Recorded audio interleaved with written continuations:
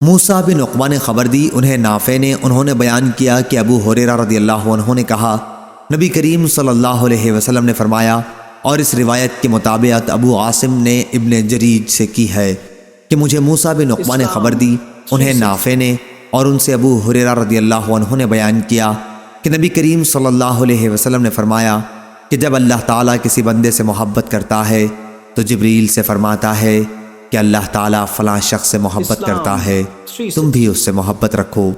چنانچہ جبریل علیہ السلام بھی اس سے محبت رکھنے لگتے ہیں۔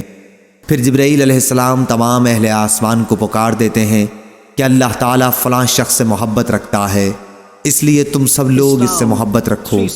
چنانچہ تمام آسمان والے اس سے محبت رکھنے لگتے ہیں۔ اس کے بعد روئے زمین والے بھی اس کو مقبول سمجھتے ہیں۔ صحیح بخاری حدیث نمبر 3209۔